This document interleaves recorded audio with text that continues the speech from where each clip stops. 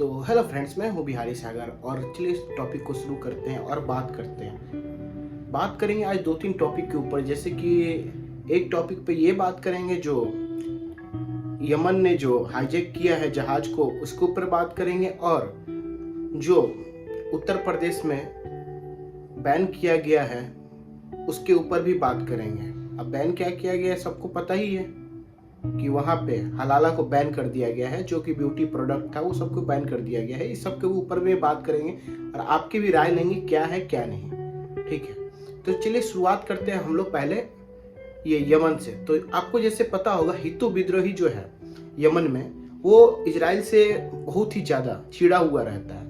हाल फिलहाल में उन्होंने एक बॉम्ब भी लॉन्च किया था इजराइल पे, जो कि वो नहीं पता वो किधर गया किधर नहीं गया, उनको भी नहीं पता है। शायद गया था, शायद कि उधर मार के उड़ा ऊपर ऊपर उखाड़ के फेंक दिया था सब। तो वही यमन का हितू विद्रोही वाले लोग हैं, इसको ईरान भी सपोर्ट करता है। ये ईरान के सपोर्ट से ये क्या करता है, हमेशा इजराइल को धमकाते रहता है। मगर इसका धमकाने या नहीं धमकाने से कोई फर्क नहीं पड़ता।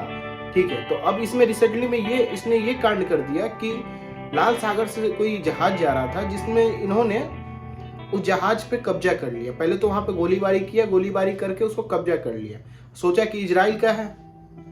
अब लास्ट में निकला ये कि वो इजराइल का नहीं है। ये जहाज जा रहा था तुर्की से भारत, तो ये इजराइल का नहीं निकल गया अब जापान का। अब हो गया इन्हीं में कांड ये हो गया कि ये तो सोचे थे इजराइल का है, इजराइल को धमकाएंगे उमकाएंगे। तो अब जब ये जापान का निकल गया तो हितू विद्रोही वाले लोग का हालत खराब है। अब उनको समझ में नहीं आ रहा कि लड़े किसको, जवाब किसको दे। तो जापान ने अभी बात करना स्टार्ट कर दिया। जापान ने बोला है कि आप कैसे क्या करेंगे क्या नहीं करेंगे, आप अपना बताएं। मगर मैं सोचता हूँ कि चलिए, यमन तो बड़ा ये वो 9-17 करता है, ये जहाज को कब्जा करके इजराइल से कैसा युद्ध है? ये लोग तो जिहादी वाला आदमी है ना, ये लोग तो मारो मरने वाला आदमी है। क्या ये सब छोटा मोटा काम करता है? ये सब 2 नंबर का आदमी हम बता रहे हैं, तो 2 नंबर का आदमी ये सब और कुछ नहीं है। अगर इनमें इतना ही कैपेबल रहता, जाए डायरेक्ट इजराइल जाए ना, इजराइल जाके युद्ध करे, ये किसी जहाज को रोक देना।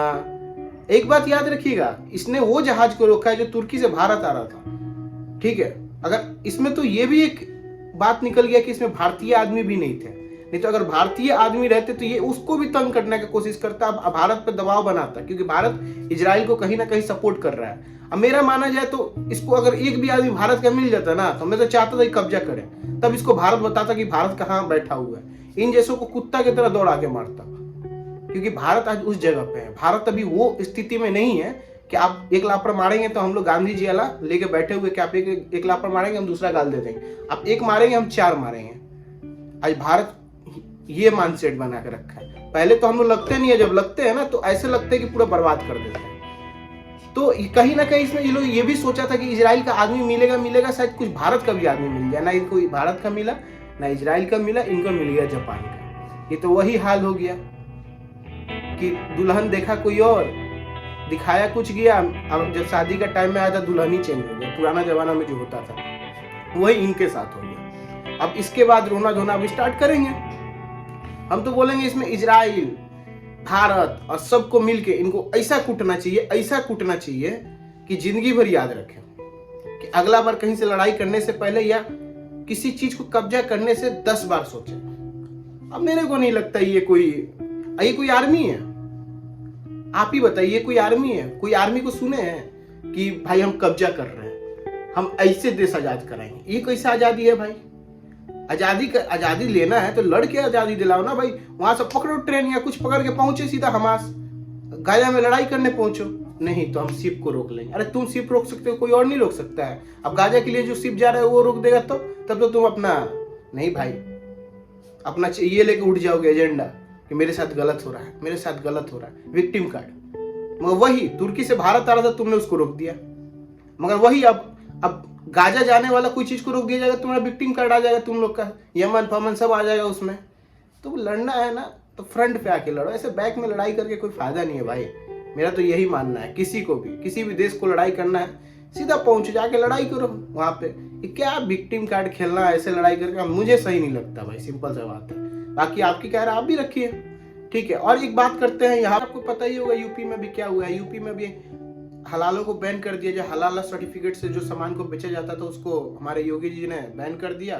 ऐसे बैन नहीं किया, उन्होंने कानूनी नियम के अधिकांश में लेके बंद किया, क्योंकि वो कानूनी अनलीगल काम कर रहे थे। अनलीगल इसमें एक और चीज निकल के आया है कि ये लोग जो हलाला सर्टिफिकेट की जितनी भी कंपनियां थे, ये टेररिज्म को भी सपोर्ट कर रहे थे, साथ ही साथ आतंकवाद को भी फैला रहे थे और भारत में अनलीगल काम को भी फैला रहे थे, जितने भी सर्टिफाइड कंपनियां थी। ठीक है, अब इसमें आपको पता ही है कि जहां ये सब बात होगा, अब इसमें हिंदू मुसलमान स्टार्ट हो जाएगा। मगर मेरा एक चीज बोलना है, हिंदू मुसलमान आप करिए, नो डाउट आप राजनीति है करिए, कोई दिक्कत नहीं है, मगर जहां देश का बात हो वहां हिंदू मुसलमान कोई ना करे।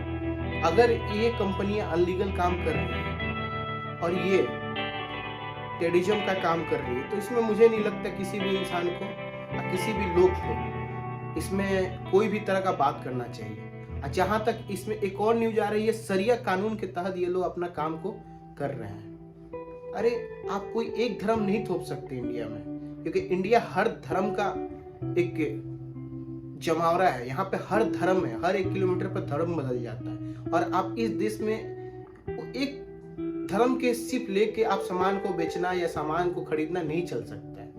अगर आपको लगता है गलत या मैं सही हूं तो आप मुझे कमेंट करिए, तर्क करिए, मुझे कोई दिक्कत नहीं है, मगर मेरे हिसाब से ये चीज गलत है। ना ही मैं बीजेपी का सपोर्टर हूँ, मैं खुद बीजेपी को आलोचना करते रहता हूँ, मगर ये जो चीज है इसमें मैं बीजेपी को सपोर्ट करूंगा, क्योंकि ये चीज गलत है।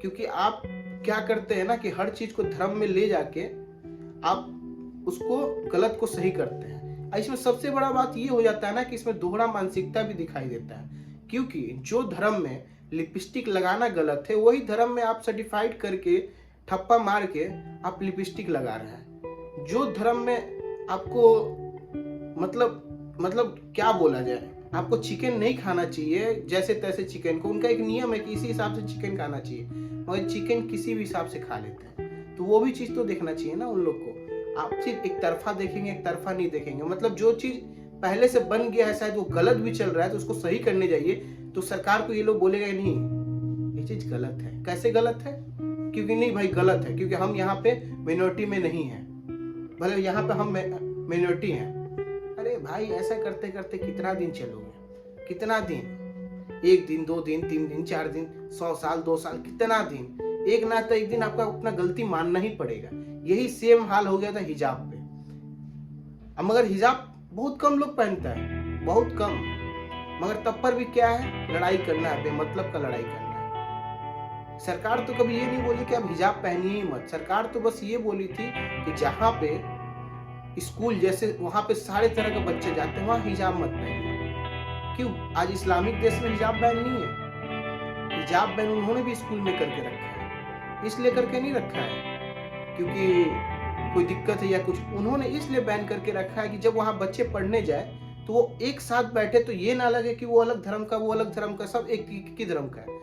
मैं बिहार से पला बड़ा हूँ, मैं आज खुश हूँ कि मेरा बिहार में कितना भी धर्म पे ये किया जाता है। मैं जिस स्कूल से पढ़ाई लिखाई किया हूँ वहाँ पे ये चीज़ नहीं होता था ना, वहाँ पे हिजाब को देखा जाता था। हम लोग सब कोई साथ में बैठते थे, हम लोग बोड़ा पर बैठ के पढ़ाई करने वाला बच्चा, जब हम लोग बोड़ा लेके जाते थे बैठ के पढ़ने, मगर कभी हमने ये नहीं देखा। आज के ज़माने में मैं देखता हूँ कि हिजाब हलाला ये सब 9-17 आज के डेट में ये सब ज़्यादा है, क्योंकि आज की जनरेशन जो ज़्यादा कुछ यहाँ से तेज हो गए, यहाँ से कम तेज हुए, खोखला ज़्यादा हो गया, रियलिटी देखना नहीं चाहते, रियलिटी से भागते हैं आज के देश के युवा। रियलिटी यही है। बाकी आपकी क्या राय है कमेंट में रखें। बाकी जय हिंद, जय भारत।